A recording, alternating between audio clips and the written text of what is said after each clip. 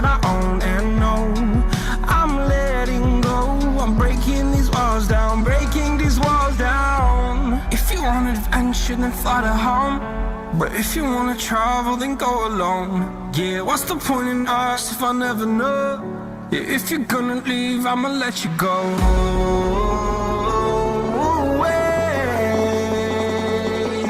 I'm tired of the pain.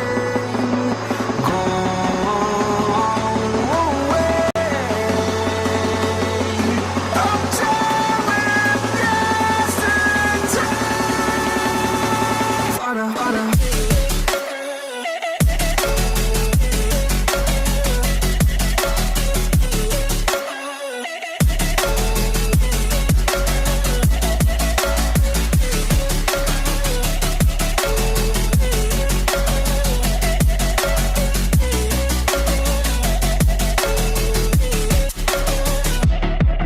I fell where my demons dwell. My own little nightmare, I call it hell. Oh well, it's time to get back up, climbing and climbing. I'm done with this ride, is what I tell myself, so I could feel something else. Yeah, I guess I had my bad days, but it doesn't mean I lost my style. Darling, where were you when my heart was on the ground? I thought time would prove that you would stick around. I guess time stood still, a king without his crown. Now I'm breaking and you're faking, girl. You never made a sound.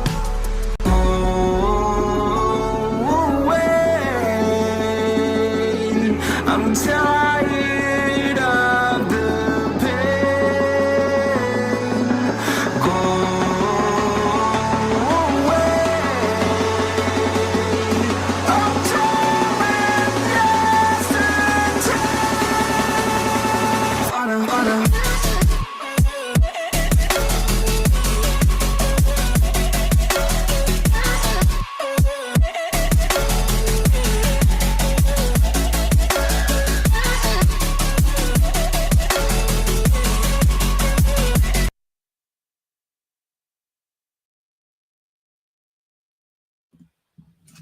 Hello, everyone. Hello, and welcome to another edition of the Azure Cloud Security Meetup. So let me go ahead and share my screen again because that got disconnected earlier. So let's go to that. So welcome. So I think I have someone with me in the studio today. Hello, Ibrahima. It's been a long time. How have you been? I'm fine, and you? Welcome, Yeah, doing everyone. good. Thanks. Doing good. Yeah, it's been quite a while. So yeah, Yes. it's good to have you in the studio with us today. So we do have a very interesting session today, right? We have Christophe. So Christophe is going to be speaking on setting up your cloud security posture before your CSPM. And for those that don't know Christophe, I'll be putting the link to his LinkedIn page. I'll put it in the chat window. So Christophe is someone that you want to follow. So he's a senior cloud security architect at Societe Generale. So he's based out of Paris. So Christophe puts out amazing content in terms of analyzing the current state of cloud security, what the cloud providers have to offer, some of the limitations of what the cloud providers have to offer, and some of the things that we can do to tackle some of the vulnerabilities and some of the issues that we are hearing in the modern world. So I'm looking forward to this, Ibrahima. So what are you looking forward to in this session that we're going to be having with Christophe? I do see the Christophe profile, and I think it will be an interesting and very informative session. So I hope I will be an expert, security expert. At the end of that, awesome. I can see that we have Daniel Gora joining us. So welcome, Daniel. We're looking forward to having you in the studio with us one of these days also to share some of your knowledge with us. But let's go ahead and bring on Christophe. Hello, Christophe. How are you doing?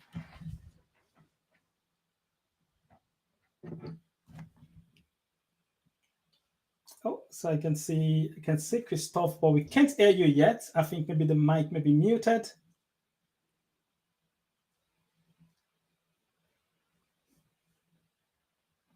So, by the way, for those that are wondering, so this is a just tiramisu cake that my wife made earlier today. that we're about to have.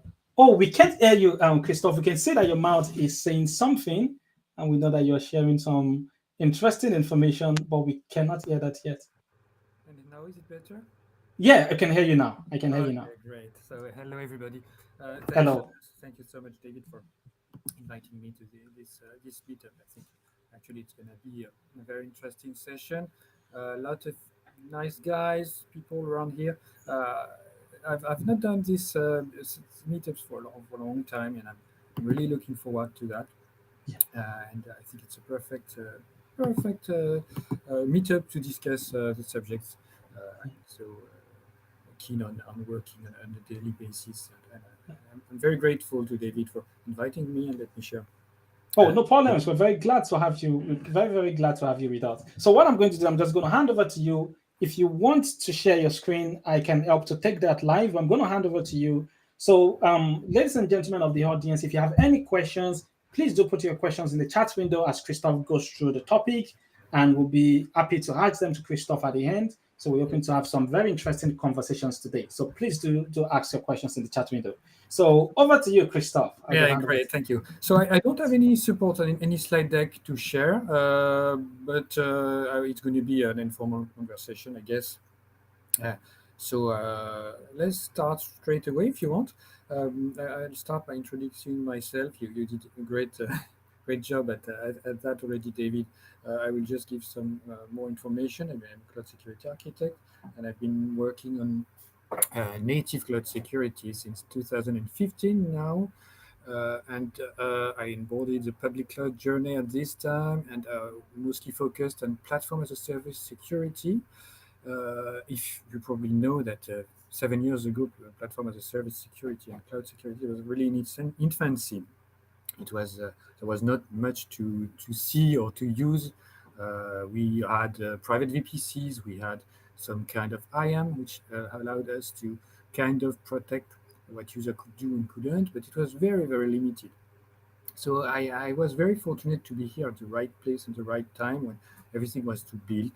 And I had the chance to witness the evolution of past security from its inception to its current state now. And as you've seen, many services have been developed over the past years, especially over the past 2-3 years.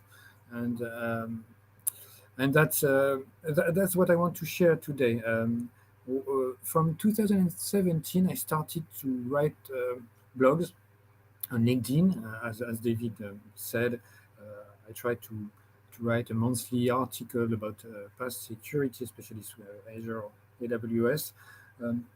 Because it's a kind of it's a journal, let's say, a diary, a kind of diary of what has been happening over the past 7 years. I'm trying to record what new services bring to the customers, because I have a very customer-centric approach. I try to be independent from the provider and to, as much as I can, act as a counterweight, let's say, to the power of the cloud providers. You know that it's sometimes very complicated to have a fair exchange with the cloud providers, and I'm trying to do my little share and act as a counterweight and say when things are good, when things are bad. I worked on complex integration issues with past security services. All of this is recorded in my articles. And since the beginning of this year, you know that LinkedIn let people now write newsletters. It's a kind of you probably know it's a very convenient way to share articles now. You can subscribe to newsletters, and you get a notification when a new issue is or a new edition is issued. It's very easy. So of course I invite you if you are curious and you want to get insider information about what's going on. I can only invite you to subscribe to my newsletter and do some self-promotion here, but I think you will get a lot of information, as David said. So I've been a witness of the evolution of the services, but also a contributor.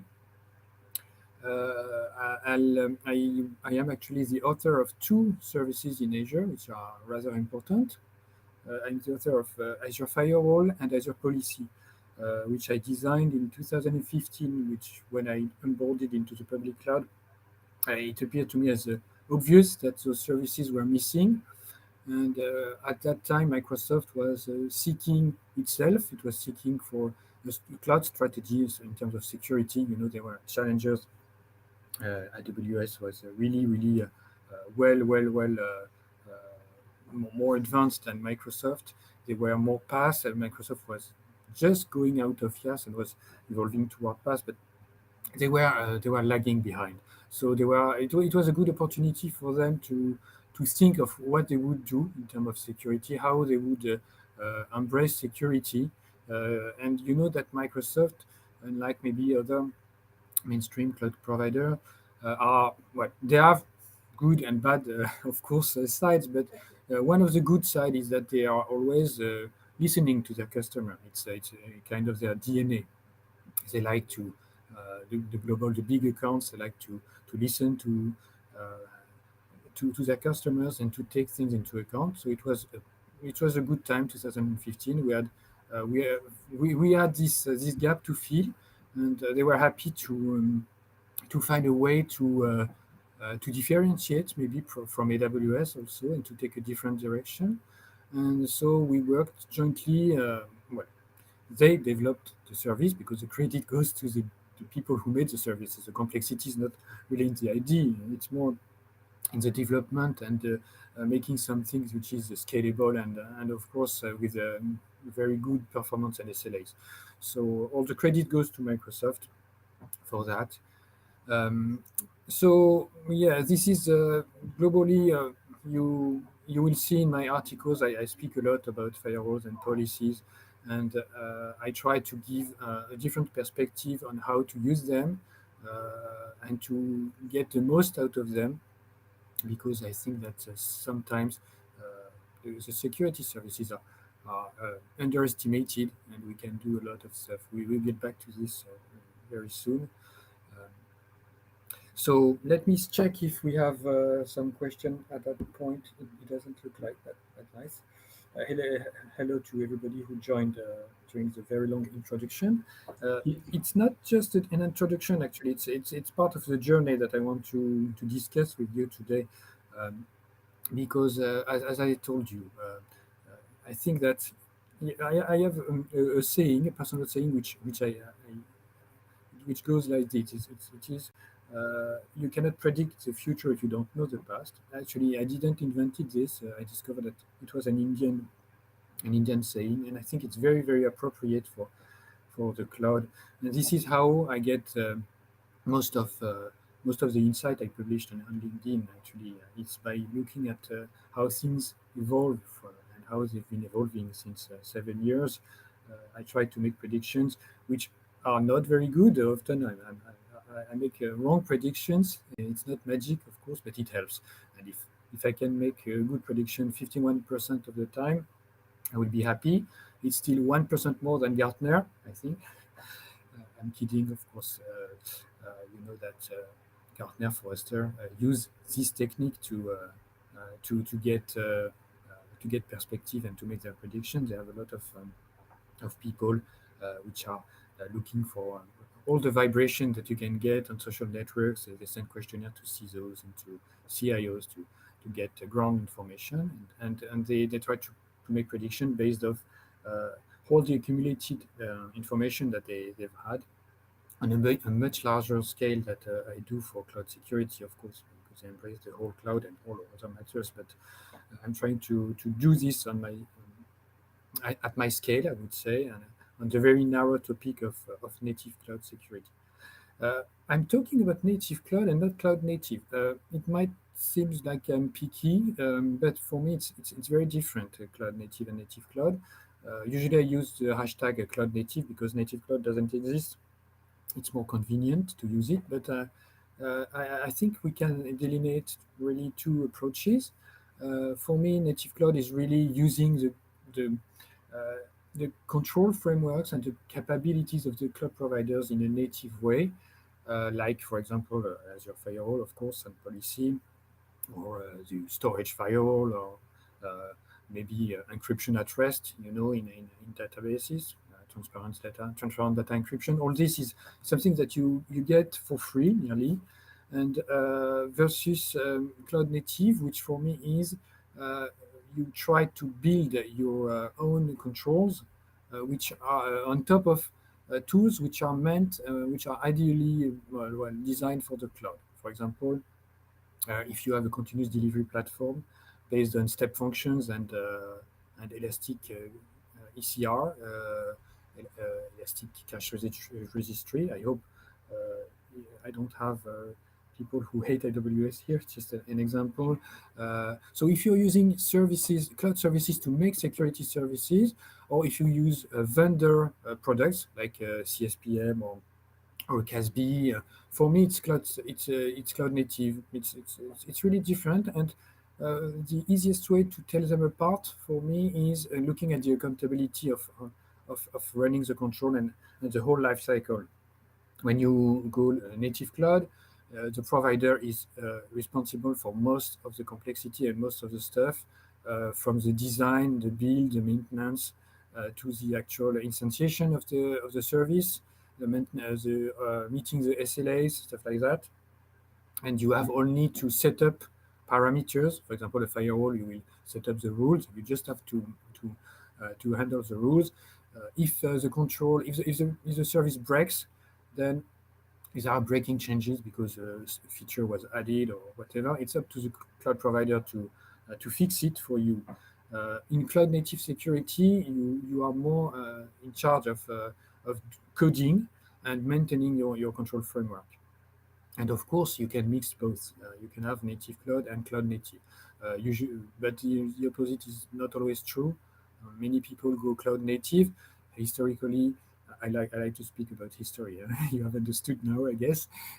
Capital One was one of the first bank to develop cloud native controls a long time ago, even before 2015, and they developed a control framework called the Cloud Custodian, and it's a perfect example of a cloud native control framework. It was homebrewed by Capital One. It was open source by them. But it's up to Capital One to maintain the control framework, so it's cloud native for me. So with this being said, now we are going to get to the security posture very quickly, and you will see how everything fits together. So to understand security posture, I will give you the example of my personal example. When I tried to when I jumped into the cloud and I had to think about how we would manage our risk in the cloud, as many people who work in regulated industries like healthcare, public sector in America and probably other countries, in the banking industry, it's heavily regulated, and each time we outsource something, we have a very well-defined process.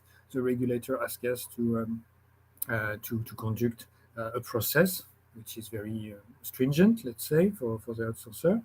You perform, basically what you do is that you give a big pile of controls to your outsourcer, and you tell him to implement your control framework into their own let's say core systems. And what you do after that is you audit that they properly implemented the controls, and you perform some continuous monitoring on their controls to check that there is no deviation. That's a standard procedure. So you make a risk analysis based on the control that they are going to implement and how well they're going to implement it.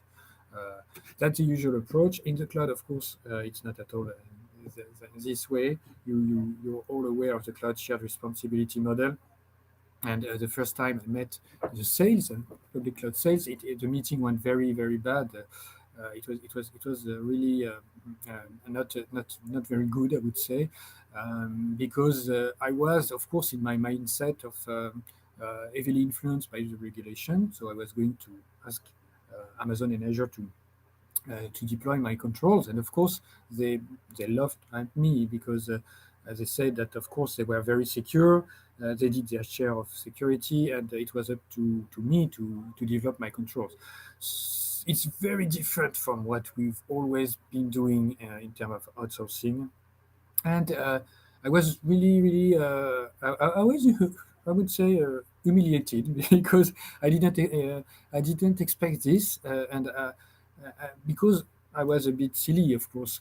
I was not in the proper mindset. I was so into the old mindset that it wouldn't work. So, and I think I'm not. It's just an example that we all security guys, the CISOs, the security officers, the security manager, we all at some point of time we made this problem with the cloud provider. We know that we have to face a situation where we cannot tackle our risks as we would. We have the feeling that we are not under control, and the traditional risk analysis doesn't work because we cannot impose anything as part of the cloud share responsibility model. So what do? We have to have a strategy to go to the cloud. We cannot just say, okay, it's a missed opportunity. It's not possible. We have to move on and to find a solution. For that, this is what I find nice about the concept of security posture is thinking of how you're going to deal with that problem, how you're going to put your risk under control, to identify them and to put them under control. And you have two things, of course, to keep in mind, two complexities. The first one is monitoring the cloud provider so that they are secure, let's say. So it's mostly a compliance story, and I won't speak about it today. I want to focus on the other part, which is how we are going to implement our controls in the shared responsibility model. And for that, it will be dictated by the security posture. And the security posture, to determine it, we have to look at the ecosystem around us and to see which forces are acting in our surroundings, because security is usually tiny. It's a very small department. Even in big corporations, we have to take account of much stronger forces, and I can think of three of them. We have, of course, the business, which set the agenda, the priority of the services they want to consume, the budget, of course, and so they will influence strongly your degrees of freedom, let's say, in terms of security posture. Then you have the IT department, of course. Maybe they will go lift and shift, they will go serverless directly. They will have their own view of the operating model they want to put into place. And if you have a different opinion in the operating model for security, it's very likely that it's not going to work very well. If you want to do DevSecOps and they want to do DevOps, they don't want to do DevOps, and it's going to be hard. So the IT department is a huge force. And the last force is the cloud providers themselves and the vendors on the marketplace, which are trying to sell you, of course, their products. And this is usually when you do a risk analysis, you start by your risk scenarios, how you're going to mitigate them, and the final stage is finding the proper tools to mitigate the risk and get the residual risk. But for the cloud, I think it's different. We have to find another way. We have, unfortunately, maybe, but it's like this. So we have to start with the tools, because the tools will give you an idea of what you can and can't do. And so, if you want, we can to give you a brief illustration of what it means to look at the tools. I like to compare the risk analysis in the cloud to how we manage, how people handle the wildlife risk when you are in the wilderness and you make encounters with the wildlife. You have a risk to manage, and there are two models when you have to face risk with animals. You have the model of the park, the national park, and you have the model of the zoo. In the national park, the visitors can wander wherever they want. There are park rangers which are monitoring the park, but it's very large and cannot be everywhere. So there are checkpoints, and they are maybe they observe the wildlife from remotely, and they let you wander wherever you want. They do a little awareness at the entrance of the park, but that's pretty much all they do within this huge territory of the park. The visitors can do more or less whatever they want. And in a zoo, it's very different because the visitors have to follow predetermined paths, and the dangerous animals are are put into cages, so the risks are prevented and before they can happen. And these are really the two models we have when we manage animals, and we can compare it directly to what's going on in the cloud. And historically, as usual, it's a history. Let's say the park illustration is what AWS has been doing since the beginning. They have oriented their security strategy for the customers. And speaking about the customers, they oriented their strategy towards detective security mostly. So they've been stacking services which are heavily relying on artificial intelligence and machine learning, as you probably know. And they are very good at it. So, of course, they use it for their own purposes, and then the customers can benefit from it directly. And whereas the other model, the zoo model, is nothing else than the detective security. You try to prevent risk before they happen, and this is the Azure model mostly, and the core services which enable detective security are, guess what? Azure Firewall and Azure Policy. It is at the heart of the strategy of security of Microsoft for the platform as a service. And what's funny is that there is less and less difference now between AWS and Azure. You know that, of course, Microsoft announced Azure Sentinel, I think 2 years ago, and it's a huge product. It's a very, very nice product to have. Very powerful, as you know. It's preventive. It's not. It's like Amazon. It's detective. Sorry, it's not preventive. It's detective security. So they have their own machine learning models. They have their own artificial intelligence. So they try to catch up with AWS, and it's really typical in the cloud.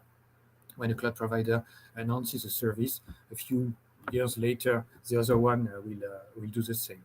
So conversely, in AWS, you now have AWS VPC Firewall, which is nothing more than Azure Firewall rebranded for AWS. And the latest addition to AWS detective control weaponry, let's say, is CloudFormation hooks. They were announced in March. They were, generally, I think, available in March.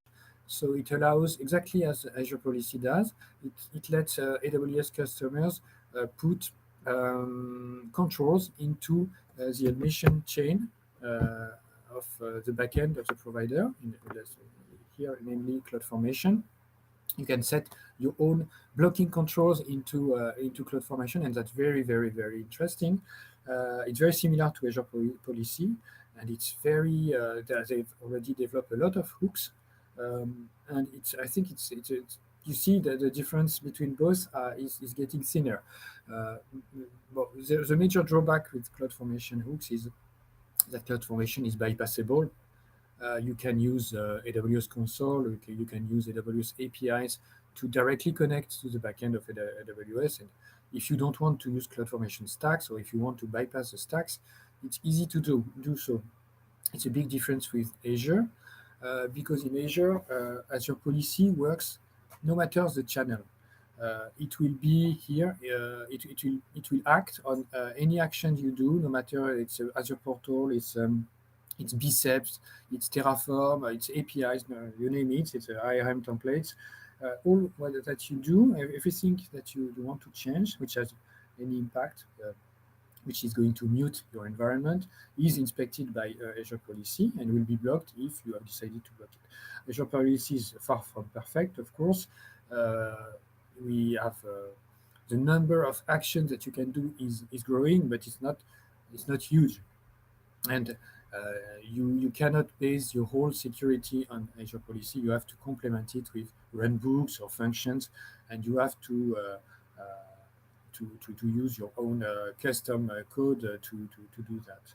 So okay. So if we talk about the tools, we have so detective controls, preventive control. That's the two ways of handling native cloud security. It's important. Sorry. It's important to be aware of that, especially if you begin, if you start a project in the cloud, because once you have taken a path, a direction, for example, the preventive direction, it's very difficult to step back and change direction mid course, because it's going to be very expensive. You will have to write off most of what you've done before. So, of course, once again, we have just spoken about the cloud vendors and cloud providers. We haven't spoken about the business and the IT. They will have their say, and of course, they will strongly influence your choice. And sometimes you have no choice at all. You're going to be running after the train, the bandwagon. But it's very important, even if you're not a CISO, even if you're a security developer or a security architect, if your company hasn't set a security posture, preventive or detective, I think it's good to have your own opinion about such posture. I'm not saying that the preventive is better than the detective or the other way around. It really depends on the business. Sometimes you can handle workload in the cloud which are not sensitive at all, and you are not regulated, for example, or you are handling some data processing which is not sensitive. Doing detective controls can be fine and can be appropriate for what your business wants to do. On the other side, if you are going to be regulated, often you need to be absolutely sure that things won't happen. So you have to anticipate the risks, and so the preventive approach is better. The main benefit of the preventive approach I see is, first, because it's more secure by definition, but also you have less people to onboard, security expert to onboard, and when you do detective security, you have a lot of manual monitoring to do. You have false positives, you have lots of logs to review, and if you want to do that properly, you have to hire a lot of people. You know that these days, hiring a cybersecurity expert, especially in the cloud, or not expert, but at least cybersecurity guys who work in AWS or Azure, it's a very scarce resource. So it's difficult to hire 10 or hundreds of people, and for that, preventive security is I think, in this situation, a little bit better. And because, as I told you also, you don't have to maintain the products yourself. Of course, you will have to not only do native cloud security, but cloud security as well. But at least if on the native cloud part, you can alleviate the workload and alleviate the developments, it will be a good thing. So this is what I try to this is the main message I try to convey. Think about the security posture as how you are going to do your share of the cloud security, cloud shared responsibility model. Are you going to go detective, preventive? You can mix both, but you have to be very careful if you mix both, because, of course, if you try to strike many birds with the same stone, often you just strike no bird at all, and you will get the benefits of both worlds, but also the difficulties and the cost of having a detective and preventive. So it's really you have to be cautious, and I think it's difficult to, as I said, to backtrack when you're engaging in a direction. What else did I want to say? Well, yeah. When you are aware of your posture, then you are able to know where you go. It's a strategy. A posture is a strategy for me. So you know where you want to go. You have this target, long-term target. At least it's a fixed point that you see at the end of a tunnel. You know that you are going to ask your guys to work in that direction. They know where they go. They won't get lost. They will go detective. They will go preventive, but they know the direction. And from that point, you can carry out a risk analysis, like you did before. But what you're going to do is map within that framework, detective of preventive. You can map your risk scenarios to specific controls that will mitigate those risk scenarios, and you will try to on a retail shop, you have your cart, and you are going to pick up the services that you want to mitigate your risks. And when you think about that, um, a security posture is not a tool to handle the security posture, if you see what I mean. On the market, we have cloud security posture management, we have cloud workload, cloud CWPP protection platforms, we have all sorts of acronyms, we have vendors who are trying to sell things. A cloud posture management doesn't make sense if you don't have a cloud security posture. And I think that's very weird because the term Azure security posture was coined, I think, in 2019. I don't know, maybe Gartner, the usual suspect, or Forrester. I don't know if somebody in the audience knows. I would be interested to know. But as soon as the term was coined, you had vendors trying to sell you CSPMs.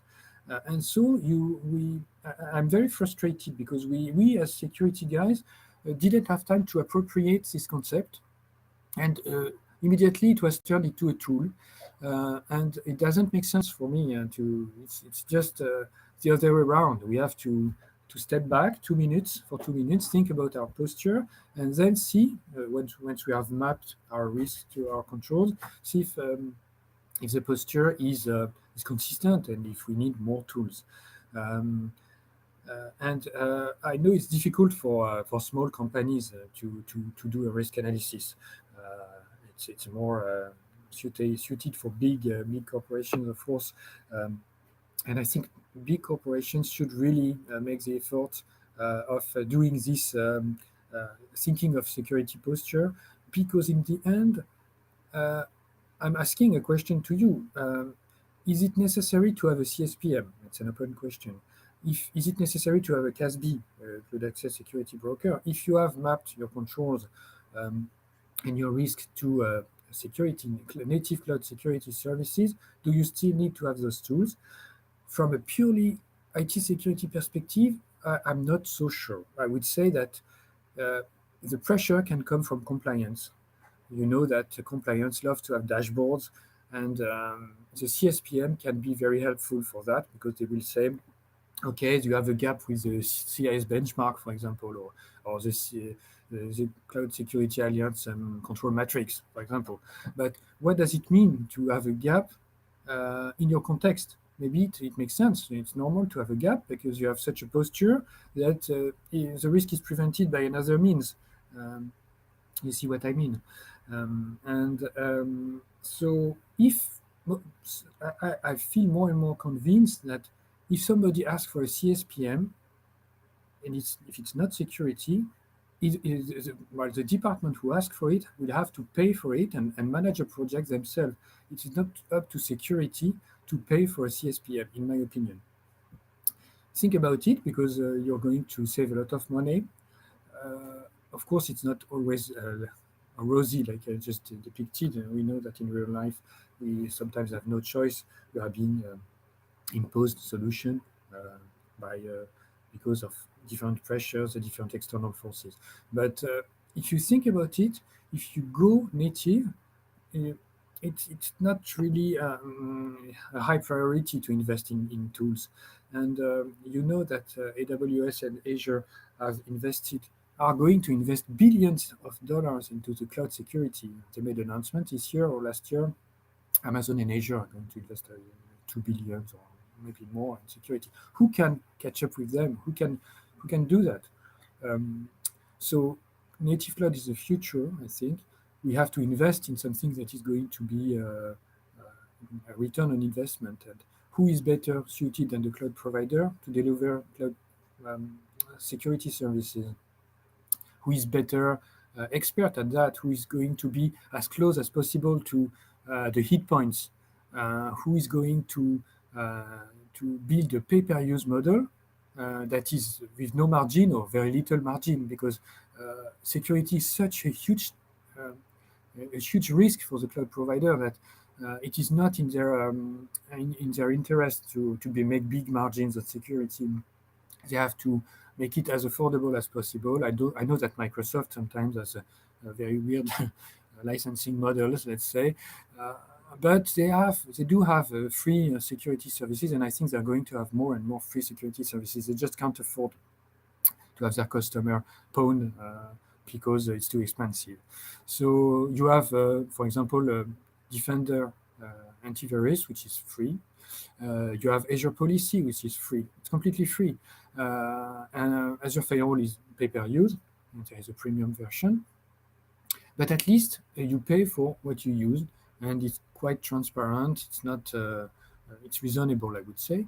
So I would recommend really to think about the future, project yourself.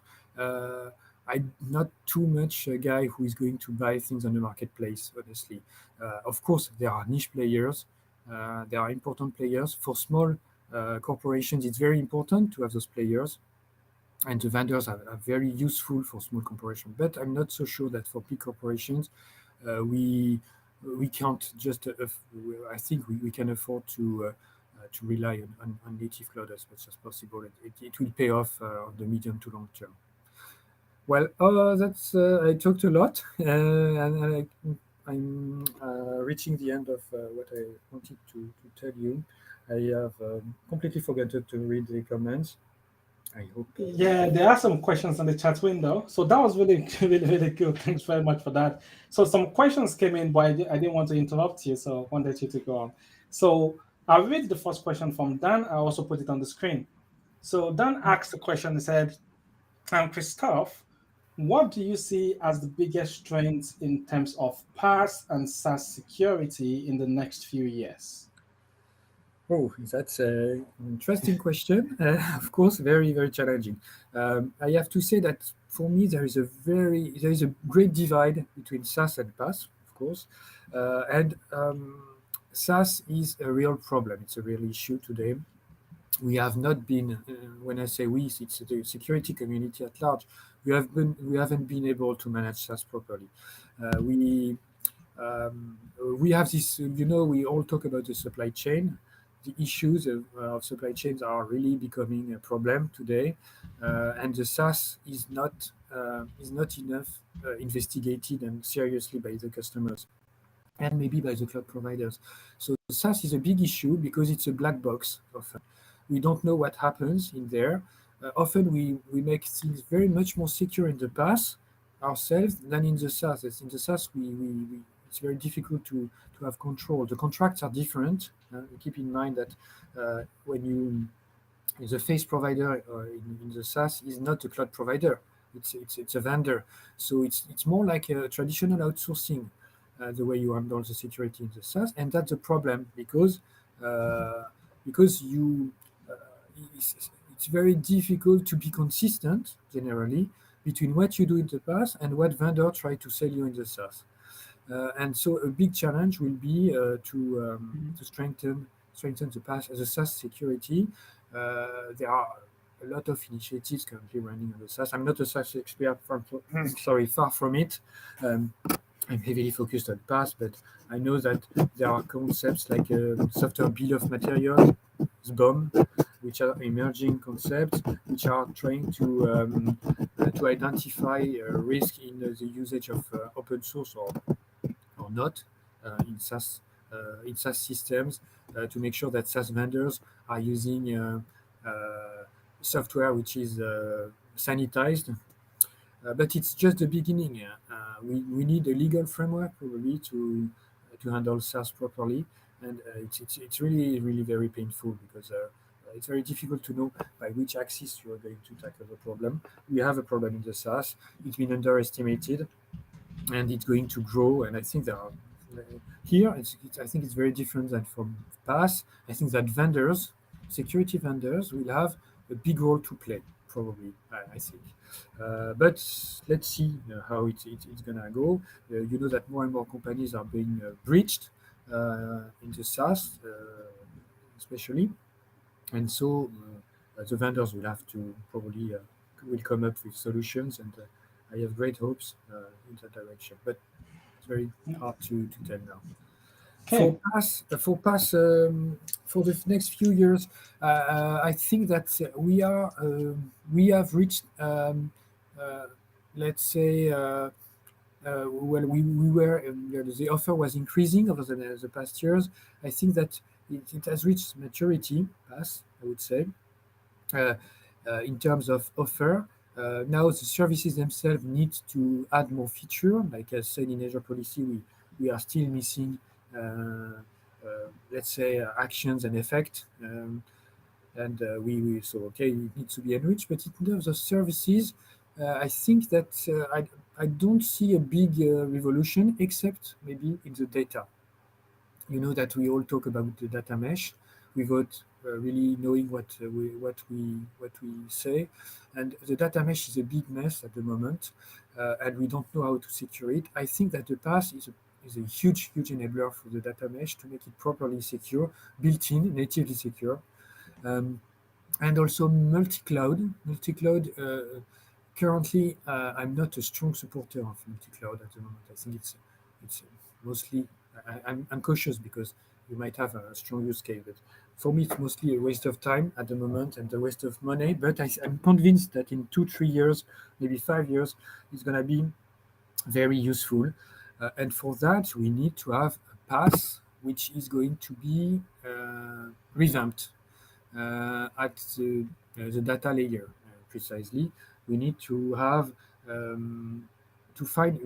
It's going to be difficult because the cloud. It's not in the interest of cloud provider to deliver this offer. But if we really want to have a true multi-cloud, we will need to have a data plane, a multi-cloud data plane which is native, and it means that we are going to have to find a way to manage the data plane, multi-cloud data plane as a service. If we don't have this, it's going to be a nightmare to manage, and it's going to be very costly. And also, and I will talk about it in some new letter in upcoming LinkedIn articles. Provable security. Provable security is a huge stake. You know that. Or maybe no, you don't, but AWS makes a lot of announcement about provable security. They believe strongly in this. At the moment, they're using for their own purpose, but they use it also in some services like S3 and IAM. So Azure also uses provable security in the networking layer, and I think there's a lot of potential for the PaaS to use provable security. That's it's just the best way to make sure that you don't have loopholes in your configuration, and it will be the perfect. The PaaS is a perfect situation, the perfect place to implement provable security. It's gonna grow, I think, in the next years. Awesome. That's very good. Thank you very much for that, Christophe. So Well, here's another question that came in from Mick2, Sakov himself. So the question says, what security threats the organization needs to prepare for when migrating to the cloud? So we all speak about ransomware, of course, these days. It really depends on your use cases and your business, but usually the big trends are you have to prevent, of course, intrusion. So you have to secure perimeter, your data endpoints, perimeter, your APIs, your portal, all the exposed endpoints, and sometimes it's complicated, but native cloud can really help.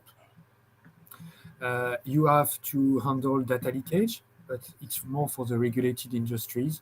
Data leakage, Azure Firewall, when I thought about Azure Firewall, it was first and foremost for data leakage.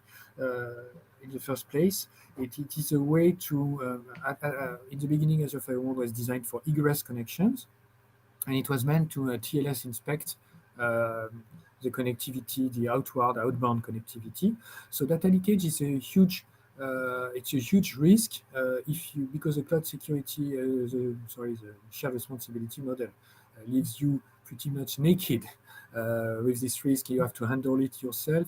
It's much better than it used to be because you know that we have private endpoints, private link services now. We don't have just private VPCs. Many doors have been closed by the providers. It's good, but still there's a lot of work for data leakage, and you have the insider threat to look for. It will depend on your operating model. It will depend whether you implement DevOps, DevSecOps, and how you implement it.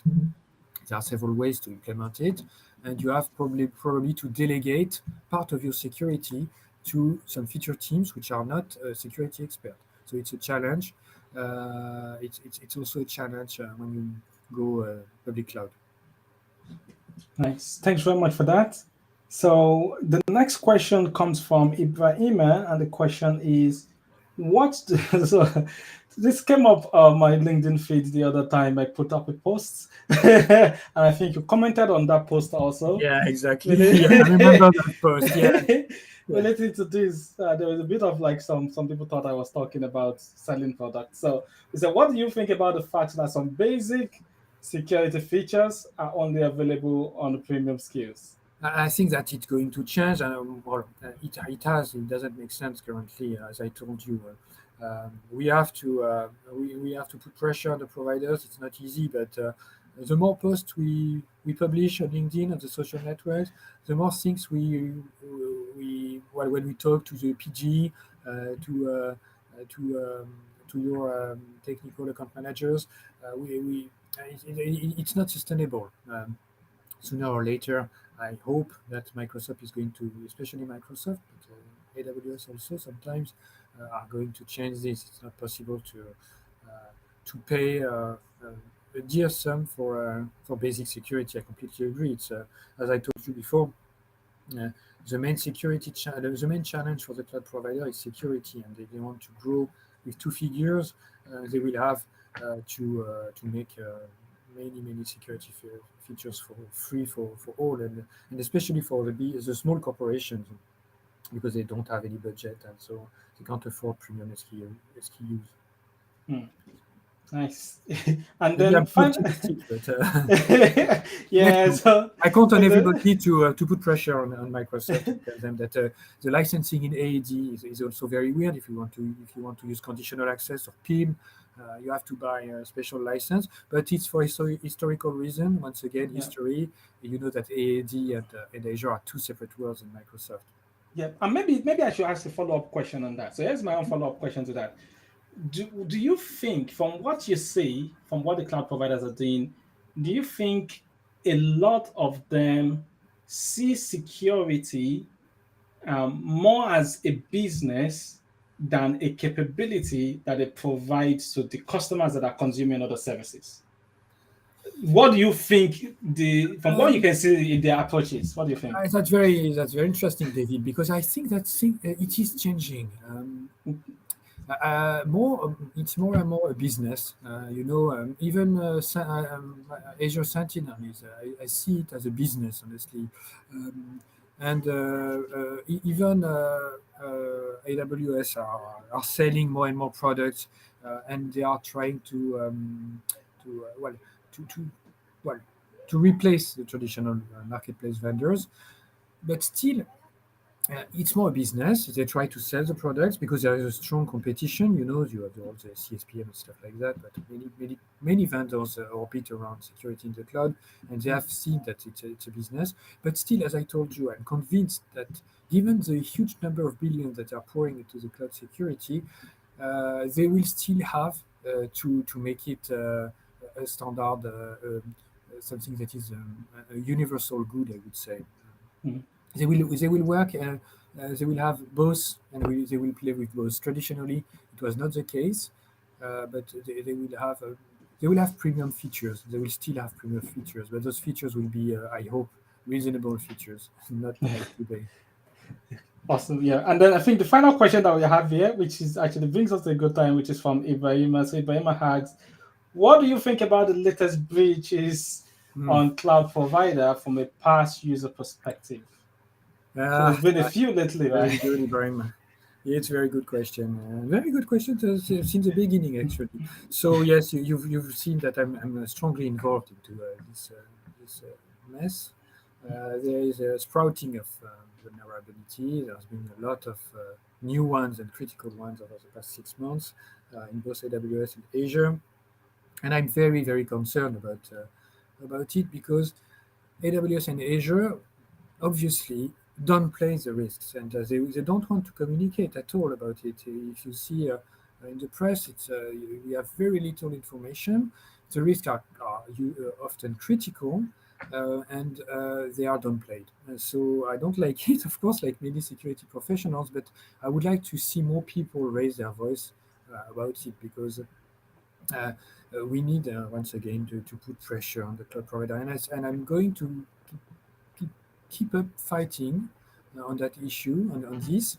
I will publish more insights about the latest vulnerability to raise the awareness about the risks, the level of risks. I will try to review the recent vulnerabilities we had. One of the latest vulnerability by NetSpy was not even acknowledged officially on the NSRC blog. The strategy of Microsoft seems now to be that they won't communicate on vulnerabilities as long as they have no impact to the customers. And it is true that the last vulnerability had no impact.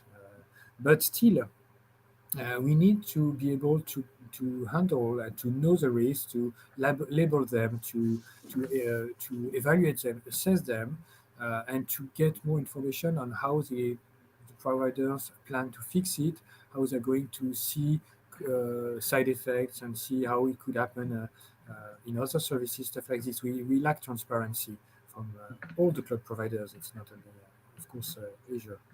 Yeah. Awesome. Now that's very, very useful, man. Christophe, it's been a pleasure to have you on. Great. Again, thanks very much for sharing your insights. I'm very happy. It's useful.